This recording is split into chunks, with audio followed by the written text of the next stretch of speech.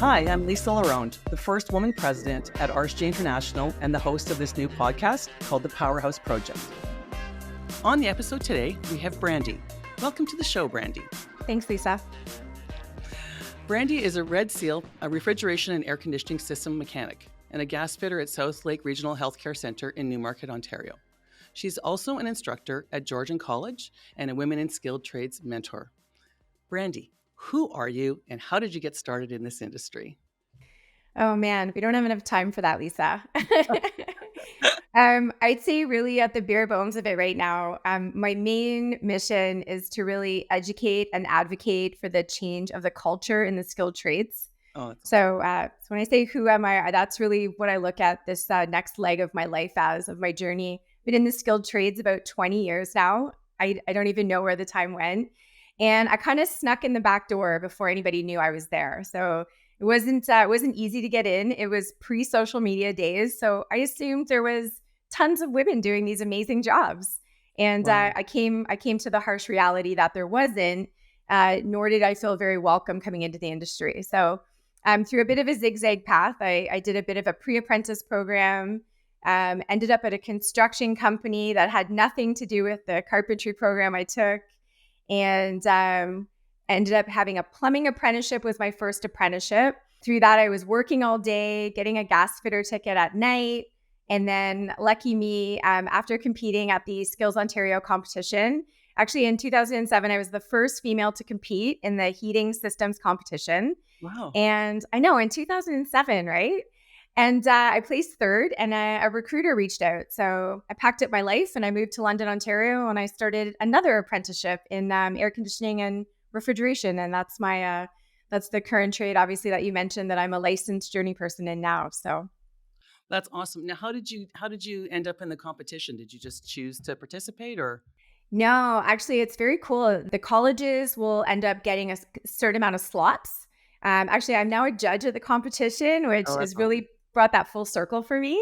And so I kind of know a little bit about the ins and outs I didn't know before. So the schools will get so many slots, and the instructors actually will pick which students they're going to enter into the competition. So, I mean, I still look back on my instructor I had for all three levels of my gas ticket. And Dan was a huge supporter of mine right from the beginning. In fact, I did not feel like I was the strongest student in the class, and he entered two of us from his school. And so I was chosen to compete. And looking back, I don't even know if Dan realized what an impact he would have on my life by choosing to put me in that competition. So it's very cool. Oh, that's awesome.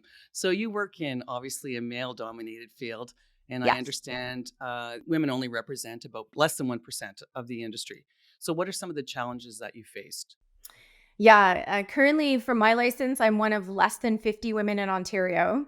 Holy Um, cow. yeah. And of That's the insane. construction trades as a whole, women right now, 2.4% of apprenticeships are held by women. And that's the construction trade. So being more the industry I'm in, because there's other trades that are more female dominated. So in the male dominated industries, that's what we represent as apprentices. Those are kind of before we become journey persons. And the sad reality is of those 2.4% of women that are looking to be journey persons, only 0.7% are expected to make it to the finish line and become fully licensed journey persons. And then we don't have a number because it's too small. And I think we're in early days of people even wanting to know these numbers. But Yeah. most of those women will take their license and they'll immediately leave the field. And they'll use that license to pursue a more female-friendly career path. So maybe they'll go into sales, project estimating, things of that nature, right? The reality of is there's all the barriers. So we're looking at on any given day, you might be met with there's obviously the stereotypes that go on. We face verbal, physical, sexual harassment on job sites. I mean, let's face it, Ontario just celebrated last year that they mandated women having to have washrooms on job sites, right? Yeah. So when somebody else was celebrating, I thought, how sad is that for us, right? Yeah. It's unfortunate. Well, it's interesting. I was at a conference and they were saying that in Ontario, there is zero human rights complaints from women that in the construction industry. And I interviewed a civil litigator last week, and I brought up the same stat: is I can't. There's zero human rights complaints for women in construction, and she said, it's because they settle, and so now we have no stats, which is unfortunate because I really feel like we need to tell our stories that this still exists, and that you're not alone, and what are we going to do to be able to fix that. So I think it's very, very important that that we continue to tell our stories. So do you believe truly that harassment and discrimination are still existing on the job sites?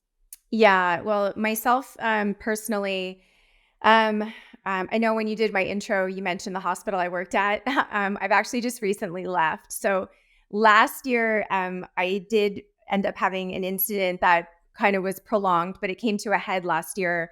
I actually filed a police report, and it's the first time in my 20 years that I've ever said anything. And it was only brought to management by actually another coworker who actually feared for my personal safety. So, which there was it definitely warranted that. And it was at that moment that I decided, you know what? In all of our little lady tradie circles, we talk amongst ourselves, right? And we all have a similar story to tell. But the reality of it is I've never said anything in 20 years, and I did a disservice in a way to my gender. But if I would have said something, that was my career that would have been affected. Maybe they would have settled, but I would never work again in the industry, right? Yeah. I would wear that scarlet letter even though I shouldn't. And I've had issues settled in parking lots. It'll be okay with a pat on the back. Well, you knew what you signed up for. This is just how it is, Brandi.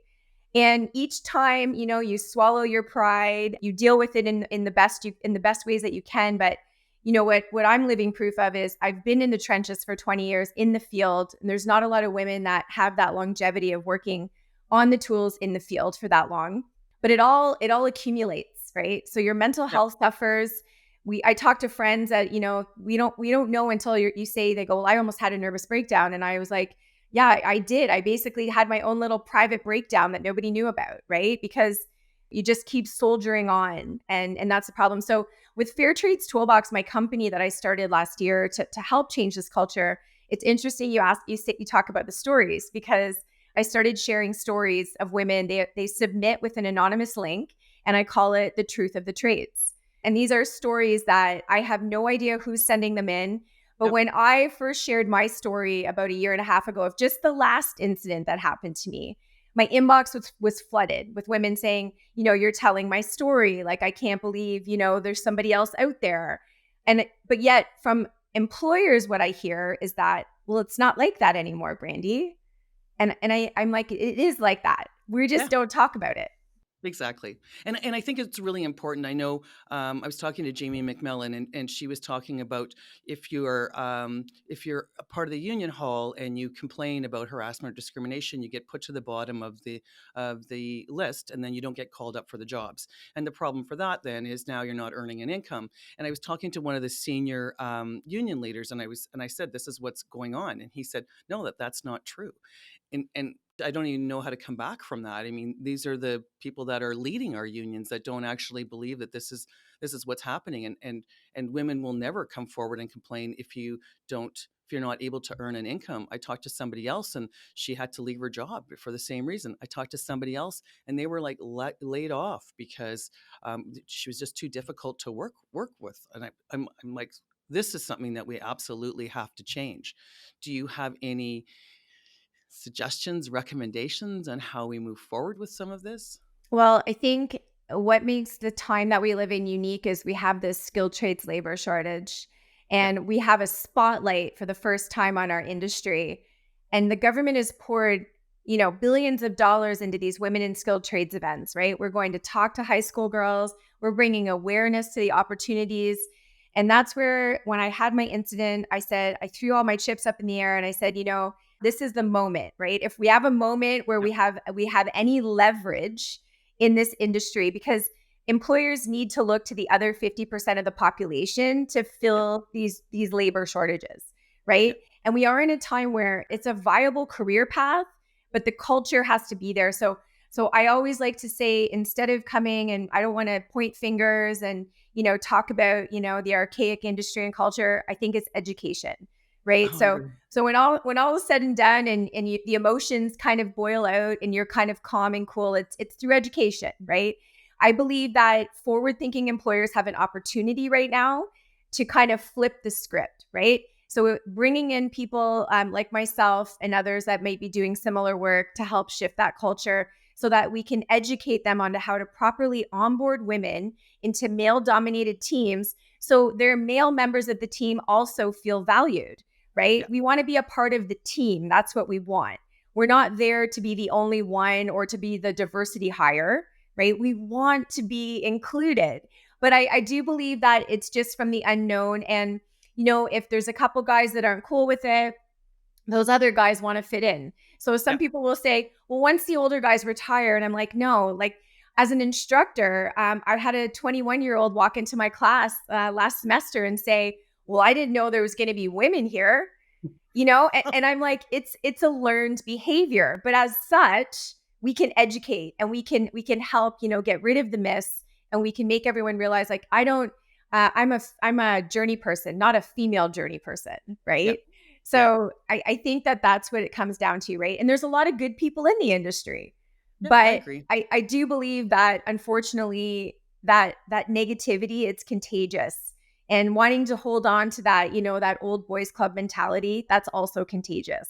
And I agree. I think the problem is it's the intent isn't always there. I mean, sometimes it's there, but we've always accepted the behavior. So how do you change that if you've always accepted? I'd say the longer that you've been in the industry, I think the more tolerant you are. And that's why I said if we can tell our stories and we can continue to talk about it to say this does exist, and we're not going to change it overnight, but we actually have to now stop and change the behavior. And I know one of the things we've done in our organization is we offer the Equity 101 training.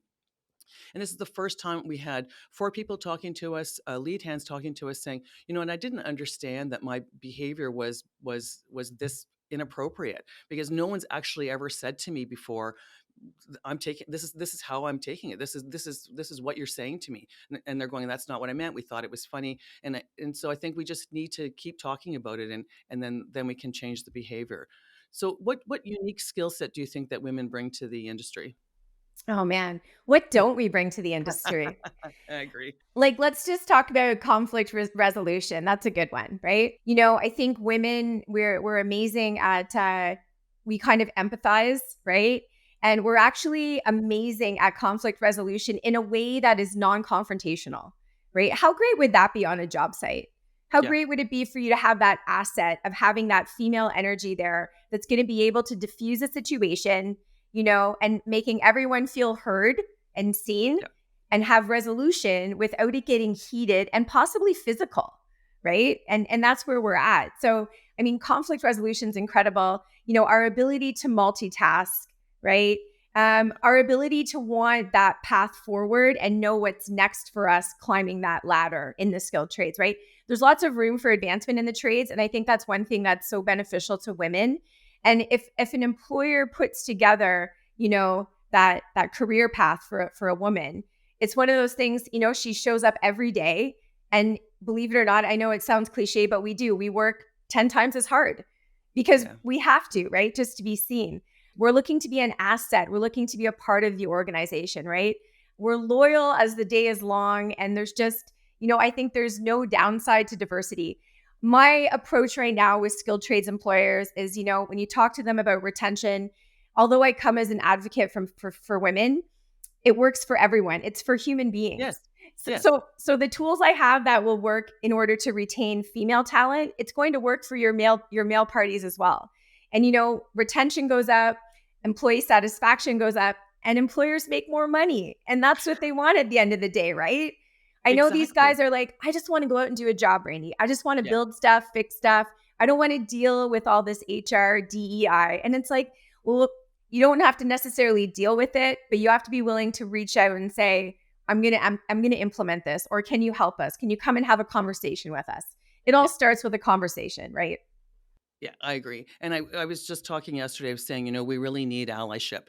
And one of the women in the audience came up to me afterwards and she goes, this really pisses me off. I want to be able to do it on my own. I don't need any help. And I said, the problem with that is we all need help. And I think as women, we don't ask for help when we need it. And we need allyship in order for us to be successful and to be included. We actually need the men to be able to sponsor us and be an advocate for us. And I think that that's really, really important to be successful. Yeah. And I think too that when you're talking about that allyship, that also speaks to, addressing that bystander, right? Like Yeah. that passive bystander. It breaks my heart to tell this little tidbit, but a couple weeks ago, I was at an event. I met a young woman again for the second time. I sat up on a panel with her a couple years ago and I was like, how's it going? She's an automotive apprentice, right, for a mechanic. And she switched jobs. And, she said to me, yeah, she goes, actually, I'm going to submit a story on your link. And I said, oh no, what happened? Well, she was walking through the shop and this young woman, like in her early 20s, and obviously this gentleman might have been late 50s, 60s. He slapped her butt on the way through as she walked through the shop. She says, I froze. I didn't know what to say. I turned around and she goes, when I turned around, there was five of the other guys in the shop were standing there and they saw what he did. And she goes, it was one thing that he did it. And it felt like this entire other, violation that nobody else even said anything about it. Exactly. And even the guys that maybe there were guys that thought that that was wrong. They knew it was wrong, but they just stood there and then they turned around and they went back to their job. Right. So when you talk about those allies, that's where I say, everyone trying to fit in, but we have to flip that script where we want people to want to be a part of, the more forward thinking side, right? Not to try to protect that individual that's actually victimizing someone. Exactly. And I think that's part of finding your voice and speaking up for one another. I think as women, we don't do that enough. No. And I know that it's much more difficult in the skilled trades because there aren't a lot of women on job sites. And I agree with you. We need to actually, you know, have this onboarding to say, this is the environment that you're going to work in. Here's what you might be exposed to. And here's some of the strategies on how to deal with it. Uh-huh. And if not, let's find a community that you can actually connect with so that we can stop some of the behaviors that are happening. Can you just tell me a little bit about some of the advocacy work that you've been doing, so, I guess from the beginning of your career? Oh man. Yeah, it's something that came very natural. It's weird being the only female on a job site. I can go back to when I was only a third-year apprentice, going to a wholesaler to get some parts. And somebody said, hey, would you mind talking to this young woman? Our family knows a family and their daughters. Yeah, this is how, I mean, Lisa, it's crazy because we are like these odd little pieces in the Yeah, universe. yeah, And somehow we connect, which is beautiful. And they're like, and she's in the skilled trades and she's having some effort, some struggles. So I mean, my advocacy started out mentoring. That's really I didn't even use that word before. I was just having a chat with someone or answering the phone. Unfortunately, usually for a young woman that's crying in a washroom somewhere, yeah. and kind of trying to give her that you can do this speech. And looking back, I didn't have the tools then to really process. Well, you know what, there's a better way, but that's what I did back then. And that kind of parlayed itself into, going to events, speaking as a whole. But those events were a little bit tainted. It was like smoke and mirrors in the early days. I was asked specifically not to talk about anything negative. And they would tell me, well, everyone has a bad day at work, Brandi. And I was like, but do they have like this kind of bad day? Yeah, yeah, Right. So, and this is other women, again, being the yeah. ones that are organizing the events. And so that morphed into me kind of having that light bulb moment and going, wait a second, I really need to be able to change this. So a lot of the advocacy work I'm trying to push for right now is for that change in the trade. So I had a really great presentation for the first time with my own content in March. So I spoke to a group of people in my own industry, so the mechanical industry, at the CMPX show. It was called Culture Shock, and it was cool, eh? So, Yeah. and it was, in a way, it's to bring awareness, but without, I guess I don't want to alienate anyone because some people are very uncomfortable, right? There's this catch acronym, right? The DEI. Yeah. So kind of taking it as a holistic approach is your entire company is how I present. And the other thing I've been really passionate about is working with women, justice involved women. So I started going to a few of the facilities. One is in Kitchener. And, I think that we're also missing that other piece of the puzzle. Like, culture change is slow. Yep. We need to make up some room quickly. And I think that there's certain individuals like myself, it was a second career for me. Had I got into the trades at 20, I would be the first to admit I would have never made it. We would never be having this conversation. But I was 30. I had been in a bar for over a decade. So I was pretty much bulletproof to male conversation. Yep.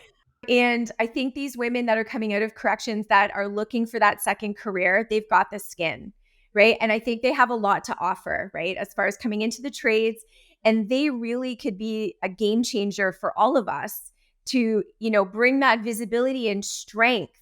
So as though that younger generation is coming in, they have those female allies on site, like what you were talking about, right? Yeah. So in terms of advocacy, I think it's multifaceted. Ideally, I would love to get to talk to employers every day and organizational leaders. But let's be honest, not that many people want to talk to me right now today. I think that that's going to change. Yes, I agree. And then I kind of am taking that other approach of trying to find creative solutions that not only are we helping with the skilled trades labor shortage, but we're going to be bulking up those numbers because the percentages of women in the trades, the needle's not moving because there's no retention, right? Yes, I agree. So we can have someone say, oh, apprenticeship is up by 30% for women, but 30% from where, right? Or 30% of what? It's all how you present the numbers. And I agree. And I think we're doing a really good job of attracting women. And I think we're doing a lot of that by getting into the schools, targeting the much younger generation. But I agree with you. So what do you think that we can do to be able to retain women in the skilled trades? Yeah, I think the biggest thing we can do is really get those employers to embrace that you're not hiring someone for diversity. You are hiring the best person for the job, the best human being. And I think that they really need to take away their unconscious bias. And we all have that, let's be honest, right? Everyone gets that, judge a book by its cover. And I think that employers need to kind of take the blinders off and just almost in a sense, whether we can find a way that they're more comfortable doing more of a blind interview, a third party interview, so they're not judging that individual, right? And really setting the metrics even. You made a comment like some women are dismissed by saying they're difficult to work with, right? But if that, are you saying there's never been a man that's been difficult to work with on a job site? So we're measured against different metrics, right? Yes. So it really is like I wrote the same C of Q as my male counterparts, right? I wrote the same test.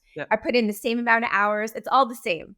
But when I get out in the field, I hear the same thing. Oh, you don't have to act tough, right? And I hear difficult. And all of these things, I think, man, like I just saw you guys arm wrestling at lunch, but I'm the one that's like acting tough. Yeah, no, definitely. It's like people tell me to, quiet down or, don't be so aggressive or assertive or whatever they say. And I go, it's interesting that when it's working for you, then my behavior is okay. But as soon as I'm saying something that's making you uncomfortable, all of a sudden now I'm this aggressive woman. It's just that stuff just drives me crazy. Yeah. And I think you hit the nail. That word uncomfortable, I love. So for me, I tell everyone it starts with an uncomfortable conversation. Yeah. One company reached out, we're going to do an anonymous town hall, which I think is amazing. So like I said, with 20 years in the field, there's nothing I feel you can't ask. So what I want to know from the male journey persons, male apprentices, men in the field is, what is your fear? What is your biggest concern? So, I have people saying to me before, like I even used to make jokes when guys would be like, ooh, we got to be careful of HR now because there's a woman here, as I've been the first woman at every company I've worked at. And then I have to make some back comments saying, oh, you know what? I'm most likely to get the first HR complaint before you guys, right? Because I'm trying to be one of the guys, right? So it starts with this uncomfortable conversation because otherwise, the woman that's joining your crew, like myself, we're left to manage all these different personalities, right? So I'm left to make everyone else feel better about themselves. I have to make everyone feel comfortable. And at the same time, I'm expected to get a job done at the end of the day, Yeah. which is insane, right? I just want to show up and fix stuff. That's my job. That's what I want to do, right? Yeah. I don't want to be a psychologist when I go to work. I don't want to have to tiptoe around, say Paul, because Paul just got divorced and he's mad at women right now or Yeah. whatever the case is, right? I just want to go to work. So it really starts with an uncomfortable conversation and people having to say to themselves, like employers, organizational leaders, like union heads saying, okay, all of this obviously isn't working for us anymore. So we have to do something differently, right? Whatever it is, we need to take a different approach. Yeah. I don't know how we change the needle quickly, but we really do have to change the needle. And I think everything that you've said today is just so important. Why can't we just go to work and do our job? Why is it that we have to now fit into this at this point, this male dominated industry? Why can't we just go in and be ourselves? So in Yeah. your opinion, what are some of the most effective strategies for increasing representation for women, particularly in your industry or actually in any of the construction industries? Yeah. First and foremost, don't hire just to hire one woman, right? So if you're Yeah. interviewing several people, I think one of the most amazing, I love to talk to an employer that's had success hiring multiple, having several females on their crew, right? When you are onboarding women, make sure that before you hire a woman, you have PPE that will fit her, Yeah. right? You've got gloves. We wear a different harness because our Yeah. bodies are different. If you wear a uniform, contact your uniform supplier even before you even think of hiring a woman and make sure you can get your uniform in a woman's style and size. It's for Yeah. safety, it's not for fashion, right? And I think most importantly, what the hospital did try to do, which actually I give them kudos for, I didn't find out about this until later, have a conversation with your existing team and let them know there's going to be some changes. Yeah. That the times they are changing and you are actively looking to diversify the crew because every single person brings something different to the table, right? So when you bring a new person onto the team, like myself, for example, if I get to come in day one and I have a uniform that fits and I have PPE, I'm more likely to get started off on the right foot. I feel like I'm part of the team. I already stand out because I'm a female. I Yeah. don't need to wear clothes that are 2 sizes too big, Yeah. right? So I love that. That's the best thing I can say is let's get started off on the right foot and have a conversation with your existing team because as we all know, first impressions are so critical, right? And you want that initial experience to be positive for everyone. It's Yeah. not just the female, it's your entire crew, right? And I think that that's important. And, if that means you've got to do a little bit, you mentioned Equity 101 training or whatever that company may do, then yeah, you know what? We've got to have a conversation about it. And at the same time, I think what we're lacking is we're lacking enforcement, Yeah. right? So I worked for a company for 14 years that had a stellar HR policy. But the minute I got into the van, none of that mattered, I know. right? And I knew very well I could never complain about anything. Yeah. So if there's no enforcement, then you might as well burn those pieces of paper up, right? Yeah, I agree. I think we've been through a similar one where you have to do the investigation, and then everybody gets interviewed, and then they decide we can't make a decision because it's a he said she said, and so we're not going to do anything. And that's the really sad part in all of this, and that's what has to change. And what we tried, and I'm going to go back to is it's education. Yes. The man doesn't have to be fired. You just have to say this behavior is inappropriate. We don't tolerate it anymore. Now you've been told that this is how your words have been interpreted, or this is how your actions have been interpreted. And you also don't know, what their other women or just people in general, what their personal trauma is. And you don't know when you're a 20 something year old girl and you're a 50 some old man or year old man and you put your arm around somebody or slap their ass. It's like, you got to think of how that woman's taking it, who, you're old enough to be your father. But I do think it's talking to people because my gut for the most people is that's not their intent. That's not how they want to start their day. So I Yeah. think as long as we can continue to educate, I think we'll start to change it. I just wanted to give you an opportunity to talk about your business. I know you started at the very beginning, but I just wanted to give you an opportunity to talk about your Fair Trades Toolbox. Yeah. So, I mean, we've kind of recapped it. Fair Trade's Toolbox has just come about organically from my experience in the field. So, I'm bringing that 20 years of experience together as a consultant, as an educator. I've been teaching the trades now for almost a decade. So, you know what? I feel like I've got this really good rapport to be able to navigate this industry and speak to employers to help them build their businesses, right? In this time when we're looking for labor, even as an educator, you know, my language has had to change. Yep. And that's the thing when we talk about, you mentioned language, you know, with Fair Trades Toolbox, I really want to just make the skilled trades that much better by making it a viable career path for women. And I have to try, because otherwise I feel like I'm doing my gender a disservice. Like, I can't talk about how amazing the trades are without saying, but there is this one caveat, right? And I do believe another thing, when we talk about education, it just comes down to that professional respect. What if we just, as a baseline, just said, let's just treat each other as professionals, right? You don't have to like me. You don't have to like the look of me. We don't have to have Sunday dinner together. But in other professional environments, individuals work together every day without having this type of harassment, and they do it very successfully. And we just need to integrate that into the skilled trades, right? I feel like the blue collar is becoming the new white collar, given the climate. And as such, let's treat each other as professionals, right? So I'm really, Fair Trades Toolbox is really here to help the industry as a whole, but to be there as that third party for employers that just want to do the business, and I'll come in and do the other dirty work, let's say. That's awesome. And if you could, what advice would you give your younger self? Oh, man. My younger self, that's a loaded question, Lisa. I would probably tell my younger self, just keep doing what you're doing. I mean, if I could do it all over again, I think I would have still gotten into this industry.